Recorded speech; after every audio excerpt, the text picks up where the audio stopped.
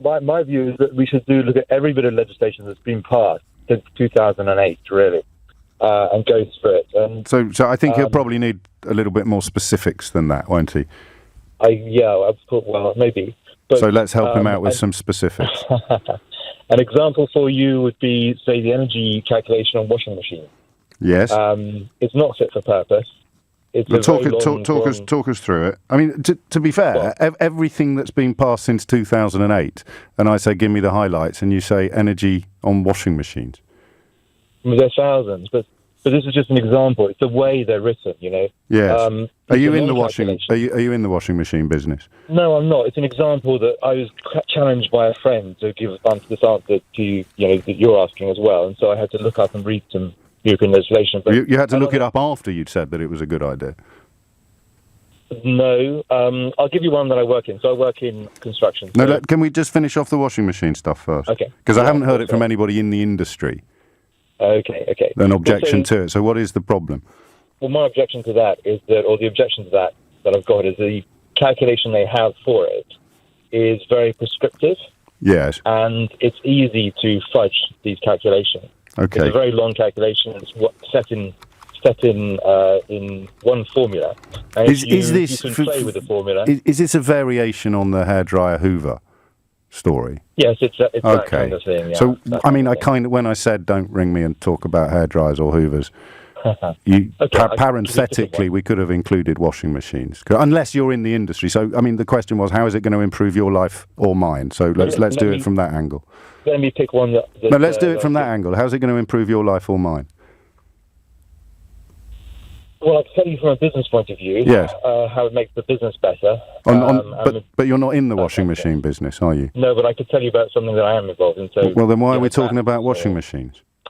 Well, because that's one as well, that you didn't want to talk about it. So no, I do. I want you to tell me how changing this regulation is going to make your life or my life better. Well, the whole economy works better if the regulations are well written and they're practical.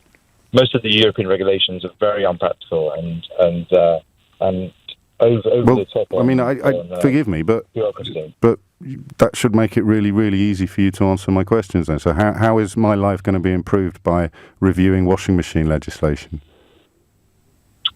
Well, so that maybe not directly your life. Well, okay, your life then. Immediately. So if everyone's working very inefficiently, there's been less money for everybody. I'm just saying the rules that the European Union right. Yes, and I'm asking you to prove it, I suppose, politely. Okay, so for example, I'll give you a better example. Something that was supposed to be your best. No, it wasn't. It was just an example, and there's hundreds of thousands of examples. I think. Yeah, so when you say there's hundreds and thousands, and I say give me one, I think the presumption is that you'll reach for a strong one. Yeah, and I can give you another. Well, you keep telling me that's not the area of industry I work in. No, I just said how will it improve our lives? Washing machines, and you don't know, which is fine. I don't know either. So I probably wouldn't have phoned you live on the radio to say it, but here we are. So let's move on to something else. The problem with the European Union is the bureaucracy, correct? No, I've heard all of this, but that's not what Sajid Javid is asking. He's asking which bureaucracy, bits of this bureaucracy, you'd like to get rid of. So we can't put washing machines on the list. I think we both agreed on that because you haven't got a clue how it would improve anything. So what are we going to put? What are we going to put on the list? So another thing involved in recently is bats and bat surveys and all that kind of stuff. Bats? Yeah. So how is that going to improve your life or mine? Well, basically, for example, bats as in the flying mammals that sleep upside down. The price of houses, okay? You're concerned about the price of houses. So we're not talking about bats anymore. Yeah, we are, but you have to let me finish. Oh, sorry. If you had more houses on the market, since they're easier to build, then the price of houses would be lower, and there'd be more houses available for everybody. So one of the things that holds back development on building a site is the fact that you have to go through ridiculous procedures for checking for bats and protecting the bats, and you can't do things that would actually prevent the bats coming in. You can't do. Okay, so I'm going to put that down. So we tell Sajid Javid we want less protections for bats.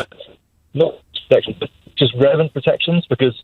So we don't want. Okay. So around. Right. So which bit of the current legislation would you change first? Do you think, with regard to the bats? Well, for back, you've got to go through it. I mean, the American legislation is pretty good. It's much better quality than ours, than the European one. So I would start with something like the American legislation. So what are the big differences? What are the big differences there?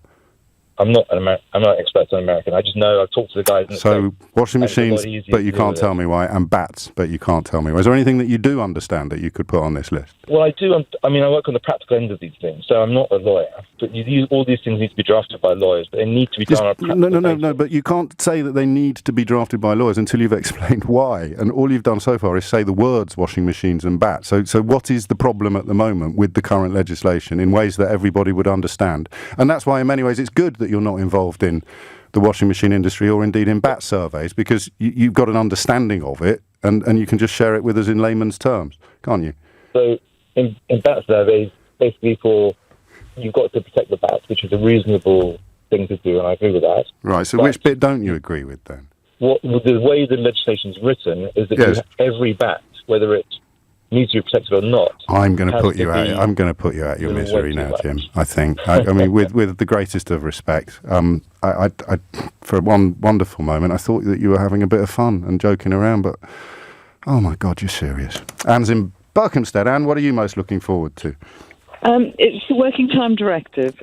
So there are companies and organisations all over this land who have to record that people work on average 48 hours or less over a 13-week period. Yes. It's costing us all a fortune to do that, to record it. Right. And we're all sidestepping it because we either belong to other organisations so we can get our hours up, or we just ignore the whole thing. And actually, the whole legislation is a farce. Okay, I'm just going to dig down into it a little bit further. And the world may have changed since I signed an exemption to the Working Time Directive when I was a newspaper journalist. So what is it that you want to be able to do that you can't currently do?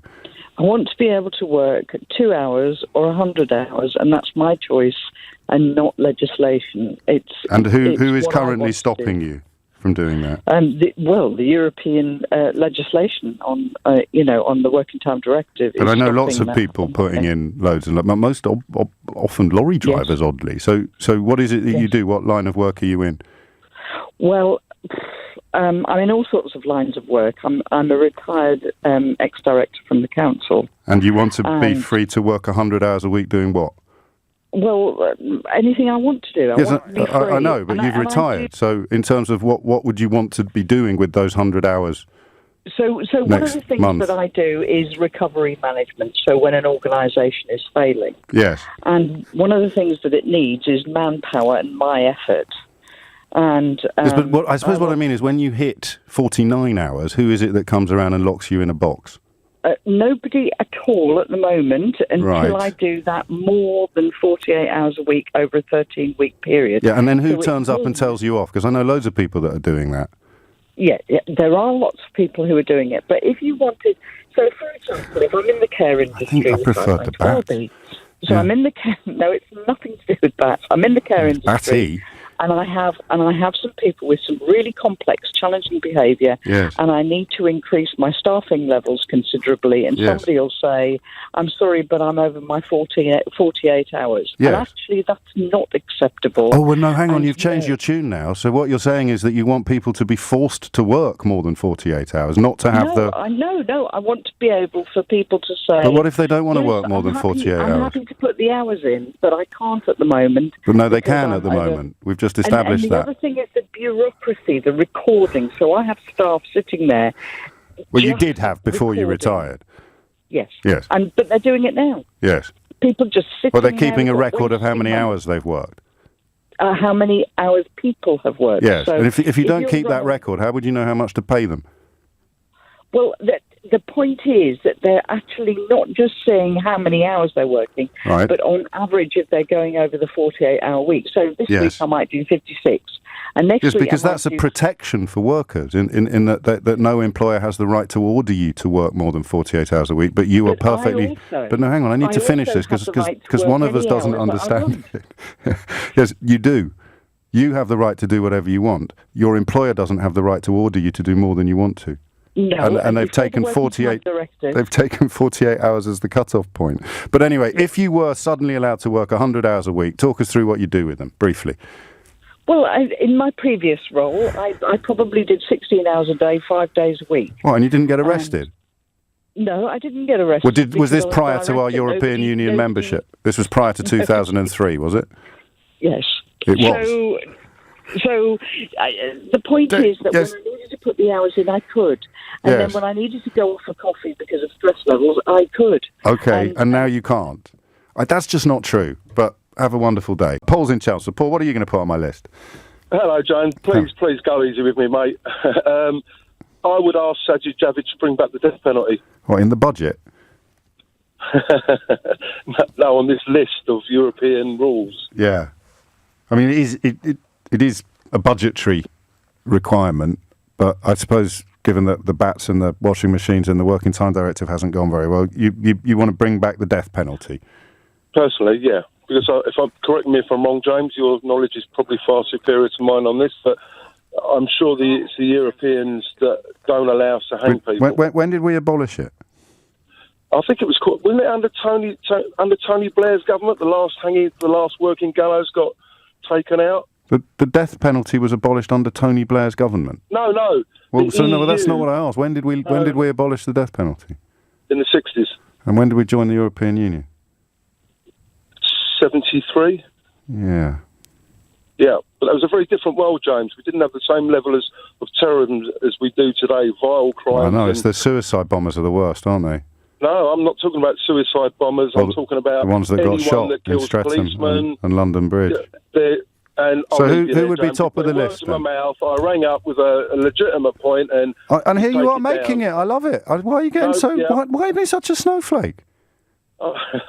Because who would you kill first? What do you mean? Who would I kill first? Who's the best? Like Rosemary West. I think she's dead, isn't she?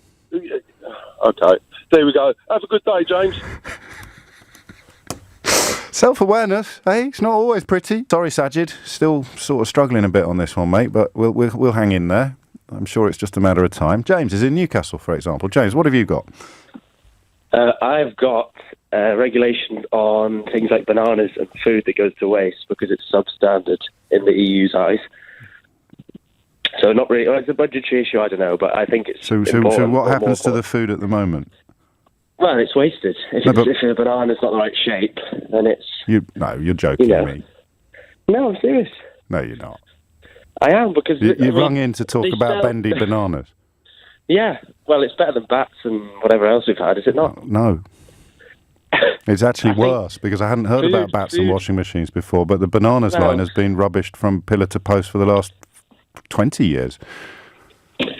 Well, food wastage in general is not something that should Well, that's the bit I don't understand. Food. So you think that bananas that don't measure up to a certain standard all get thrown away into a big bin? They're not sold, or carrots that are a strange shape aren't sold in the same packets as the ones that are. They are in other European countries. 5 inches long. They are in Greece and France. Well, I think things are improving because they've started selling them, but they sold them as a separate section of wonky vegetables that could always be mixed in together. That had nothing to do with EU membership. There is an EU regulation on bananas, and I'm not kidding you. It's a real life thing. Yeah. Mind how you go, mate. All right. Stay away from sharp things.